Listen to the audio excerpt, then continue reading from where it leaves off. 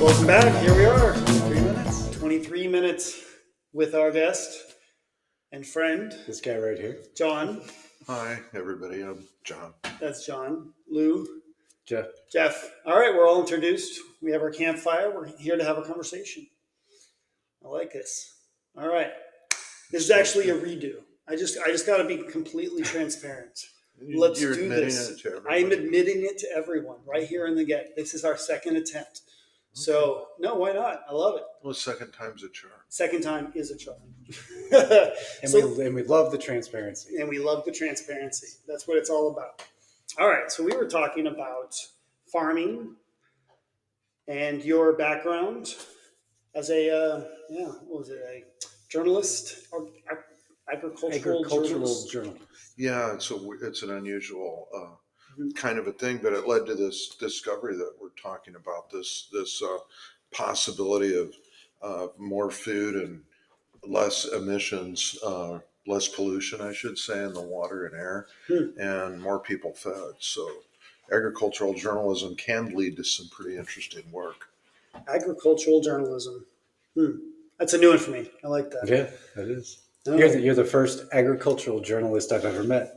Well, there's a few of us out there. It's good work. I mean, I've spent my career going around the world working on helping tell stories about what's going on with farms and companies that provide services to farmers, and so it's been really interesting to see agriculture from so many different perspectives, and that led to the breakthrough. The breakthrough. All right, now we're getting into the heart of the story. I like it. Well, the breakthrough is that if we use more corn and the best soybeans and livestock diets instead of relying heavy on factory-made substitutes, it's better for farmers, for livestock, and for ecosystems. And this is all based on taxpayer-funded university science that everybody's already signed off on. And what happened is that farmers that paid for this research, what didn't happen is that they never had brought it all together into one place. And some independent scientists from universities and commercial firms outside of the system took the science from the system, pieced it together, and all of a sudden the picture becomes a lot more clear. Lovely. And that means we can feed more people with the same number of acres, we can have healthier livestock, and we can cut factory-made water and air pollution from our food system by millions of tons. And all we have to do is use natural feed to do that. So there's a lot to unpack in there. A lot. Yes, yeah. It's a bitch to work on sometimes. But it's a passion. It is, because we all need food. We all need food. Yeah. I'd say so. Yeah. I sometimes describe John as a warrior. I don't know. I see like his I've been listening to him tell his story and go through these experiences he's had as an activist, really, as we said, a positive activist, A pro-activist. And that really, I don't know, in an archetypal way, it's very much like a warrior going out there to right the injustice. I don't know. Provide global solutions. It's a weird fight because I've worked on a lot of things in my marketing career, working for global agricultural firms, and it's an important fight. But I have never seen anything like I saw when I got into government work. I'd worked for some of these bigger companies, and there's stories in the media about all these dark secrets that they're hiding about food and stuff like that. Well, having worked on the inside, I never saw them having any discussions about any kind of stuff they're going to hide from people. They were always working on being really transparent. It wasn't until I got into government work government funded work Hmm. where massaging the facts until they feel good Yeah. Lie was for the sort sake of lying. status quo. Yeah, I was naive. It wasn't really lying for the sake of lying. It's about. I wouldn't even call it lying, except in a couple of instances. There was mostly what it is that the system has been disconnected. The crops are disconnected into different groups, and then the crops, livestock, and biofuel is all disconnected too from a science standpoint. What happened is accidentally some of that science came together, and like I was saying earlier, it's like having pieces of a puzzle. If they're just laying on the table, it doesn't make as much sense as when you put them together. All of a sudden, everything becomes more clear.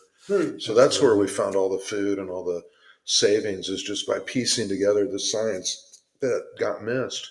Interesting. Yeah, it's like a bigger picture. You're looking at it and going, this looks different. I don't know. It's kind of we were talking earlier about outsiderness. Sometimes being outside the box allows you to be able to see the way the system is set up, the way the square, the edges of it, and be able, well, maybe we don't need to be inside that box. Maybe there's solutions within farming and agricultural that can make a bigger impact in the world and make more holistic. Let's put it that way. I like spheres better than boxes. Spheres, Anyway, you can roll them and you can do a lot more with a sphere than you can. Well, box people would argue, but spheres. We're not box people. Spheres are where it's at. So I like to not even thinking outside the box. I mean, if we can get rid of the box, then everything becomes much more clear. So would you say it's a safe assumption that everything's been so compartmentalized and so boxed up that it can't even communicate with each other anymore? That's what we found out, is that the discussions are separated, and then like we're all in our own little silos. Or Neil Peart had a great song about all the busy little creatures forgetting about the sea that are in the tide pools and things like that. And I found out that I was in there too. I was in a tide pool too. And then when the work ended, that's when we met up with Native Americans and university people who were independent from outside the system. They understood government better than I did, and that's how the discovery came to life, is through bringing things together. And that's where the power is. Which takes us to the three sisters. I got to bring this back up because I'm fascinated by this idea. They're awesome. And Native American beliefs about sort of the deities of within what, three different plants? Yeah, and I'll just say as an aside, Native Hawaiians have similar philosophies around tarot. They call it the first brother. In North America, there are many nations who have, they talk about the three sisters: corn, beans, and squash. And there was even, I think, blue corn maiden and white corn maiden. And my understanding about the corn is that people believe that we were brought up from underneath the ground by corn mom, and we were confused and began to wander. And the other stories about food and other traditions have similar patterns, and they also grew corn and beans and squash. So there's a spiritual undercurrent to this. But then they grew the corn and the beans, the original Native American beans and squash, together in a group, and the beans would fertilize the corn, the squash would shade the other two plants, and then the corn provided carbohydrates or energy. Beans provided the protein, and the squash provided probably something like pumpkin like pie. An ecosystem. It is. It's a complete ecosystem. And that's what the scientists found out, that the by piecing the whole system together, the same. It's not the same crops, but the corn and the beans today work in livestock and in people too. And so we found out that the same sort of systems that work in the soil are actually working in animals as well. Oh, that's the cool part. It's all integrated.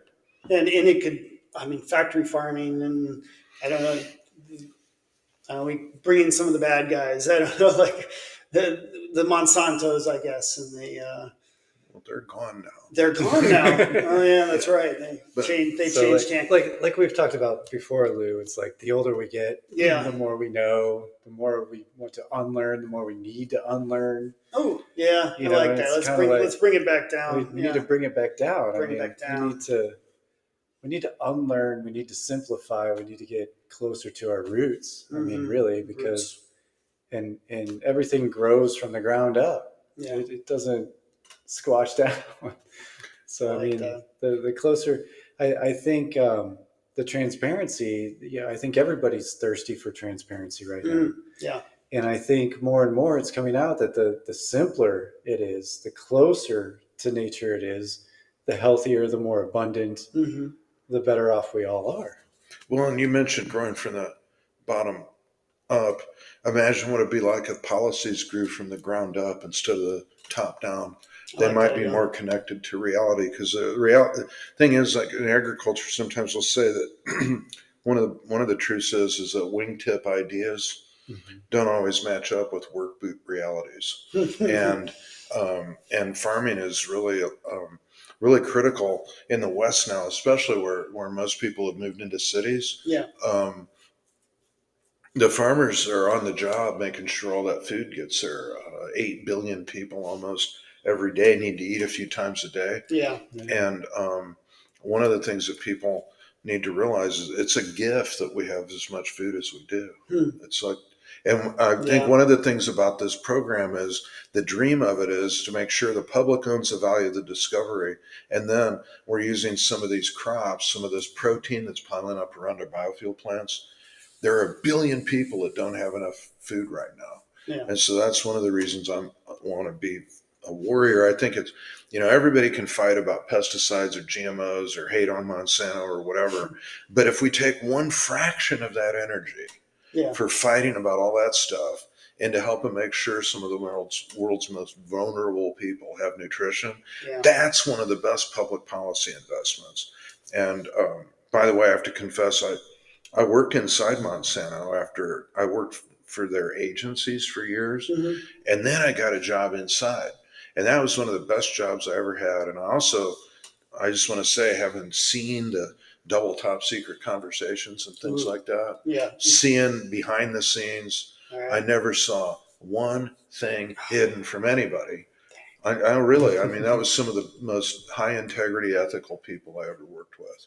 And I know it sounds crazy, but no, I get it. I mean, they're not all perfect, but there was never like, hey, we got this data here. We're going to hide this. No, I've met a few scientists that work for Monsanto, and they're just down to earth people working in science, and they get the paycheck from where they can get it, but they're working in the field they want to work in. It's they're not the bad guys. Well, unfortunately, some of their early marketing on the GMO stuff really sucked. I mean, they did advertising that said, if you steal our technology, we'll take your farm. Plus that whole Agent Orange thing in Vietnam. There's a few that predates me, but no comment. No comment. No, but I'm not. Let's stay on the positive side. Yeah. The main goal with this discovery, though, is to make sure that the public owns the value of the discovery, and that's why we've created this group, Farms and Food Forever. Is a group of university and commercial scientists that are going to be. It's a nonprofit, and we're going to try to license the technology that's been discovered to make sure that the public owns it instead of the man or big ag. Because it was farmers that actually paid for the foundational research. So it just seemed like it was fair to make sure they could own it. Is there a place we can go for more information? Yeah. Well, the easy one to go to first would be proteinforpeace.com. That's the public service mission to try to get more food to people who need it most. And then if you want to dig deep into the details, proactivism.com has some of the science on there, some of the story of healthier food, healthier farms, more sustainable ecosystems, and more food to share. It covers all four. That's lovely. Well, we've still got time. We could talk about something else. What else would you like to talk about? I don't know. I'm always open for topics. I do like you got your medicine pouch. My medicine bag. I got that from one of my Native American mentors, and it's taken me lot of interesting places, actually. Yeah. Yeah. I know you're a big fan of Hawaii. Yeah, I like everywhere that's beautiful and has tropical tropical oceans, and yeah, I like Hawaii. But that's where it's where my medicine bag started coming alive. Like right after the discovery happened, that's when I first started to learn more about the Native American views, and then I came back from that trip and called my friend who had given me this medicine bag, and I said something happened in Hawaii, and he said you should come over here to Cherokee. We're having a sweat tomorrow. Nice. And so I came back from Hawaii, got in the car and drove to Cherokee and did that. And it was a real eye opener in terms of helping me get ready for next steps in this mission. And that's why I joke sometimes that I don't think you're in charge. I think one of the sisters, or maybe all three, are conspiring for you to be the right person with the big picture view to be able to maybe do some good in the world. Well, I hope to do some good, but I got to say that the scientists that I got to work with, that was the cool group. I mean, I'm just sort of the curious marketing field donkey. science. The field scientists, yeah. I mean, these I got to work just by the grace of God and great spirit. I got to work with some of the most amazing scientists in agriculture who are just genuinely good people. And one of them, my friend and partner, Dr. Mitchell, created new mathematics to measure sustainability. I mean, he's the kind of guy that thinks at that level, and he's one of the guys that did the calculations on genius. He's literally a genius. Yeah. He's also a really nice guy. Nice. And so that helps. What I'm trying to say is the credit should go to these scientists that have spent so many years looking at this. All I did was get my eyes on just a couple more pieces of data that I hadn't seen before. And then I brought it back to those guys and say, hey, look at this. And they're the ones that pulled it together. So I'm just the marketing donkey as well. Well, and you're that's an agricultural journalist. I mean, right? Agricultural journalist. Yeah, it's a good job. Got a message to bring to the world. Well, farming's it's actually really positive. We hear so many stories about how scary everything is. And the truth is that food is, there's a few problems that we got to work on. And declining protein is one of them. Factory made livestock feed, it's another. It's not all perfect, but here in the USA and the West, we have some of the cleanest and healthiest food and water in the world. It's not perfect. We know there's rivers on fire and 400,000 people in Chicago have lead pipes. Yeah. We know that. Flint, Michigan still doesn't have water. Yeah. So we're not trying to, we're not trying to say it's perfect, but it's sure not dystopia around here either. I mean, so it's feeling a little dystopian. It does feel that way. It feels that way sometimes. Why is that? Why do you think it feels dystopian? I think because people are craving transparency. Yeah, we want to know. I really know. do. Because I think even if you have a hunch but you're not sure, I think you still have a little bit of a doubt. So you're going to have more of a negative lens. Yeah. You know what I mean? Knowledge is power. And I think the public's demanding a little more knowledge. Yeah. And farming is important and that transparency and that knowledge will create power. Yeah. I mean, and my goal is, that transparency and that knowledge and that newfound, it's almost like an enlightenment. I mean, really, if you can really, that's a nice thought. If you can really save all the hungry people in the world with corn, soybeans, and squash, why isn't it being done? Because I would give them more. It's time. Yeah. So there's the knowledge. Now let's get the power behind it. You know, I mean, it's just that simple, and it's just it amazes me how we overcomplicate everything. Simplify. Let's just I'm going to work on that. Yeah, that's a goal for me.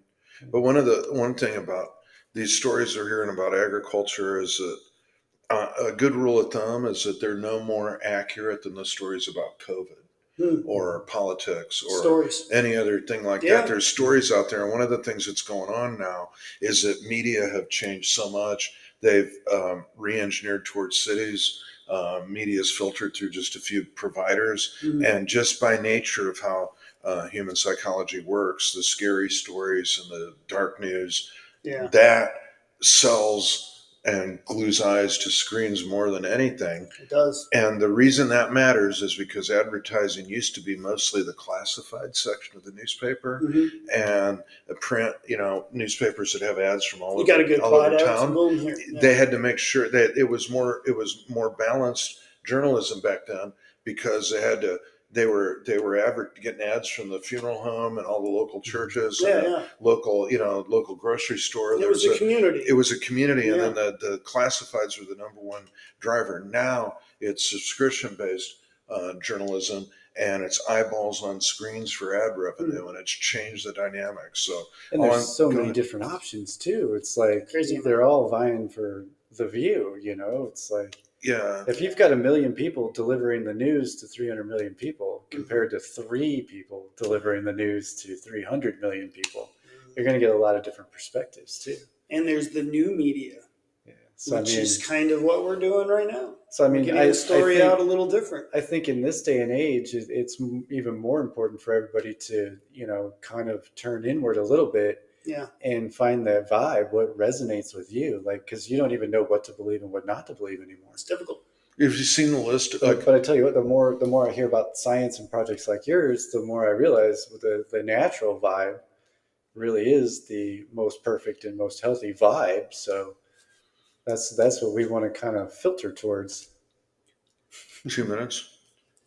Okay. We're very unprofessional here at 23 minutes. That's okay. So we got a little wrap up time now. What do you think?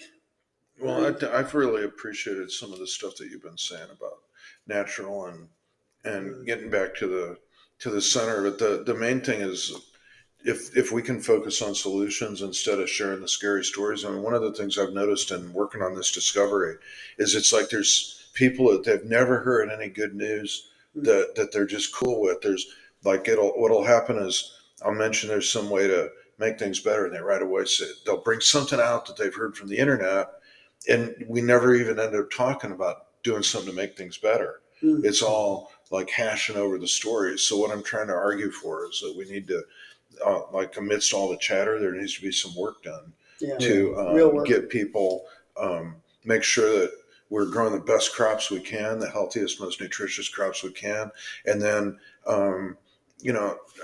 these companies that are talking about climate change, I'm all for, making sure we don't have emissions that are raising the planet's temperature. That's not my fight. But what is my fight is we have trillions of dollars to control the temperature of the planet and only billions of dollars to fight malnutrition. And so what I think we need to do is, if we're going to do anything to make sure we help actual people, let's work on making food be part of that. Just a little bit of a shift. Global solutions. Maybe start local. neighbors. Yeah. Well, thank you all. That was 23 minutes with our first guest, John. I'm the first guest, so I hope that it gets better from here in terms of guests. You know what? It's been awesome so far. We love it. It's not about the destination; it's about the journey. It's about the journey. This has been a good journey. Excellent. All right. We'll see you guys next time.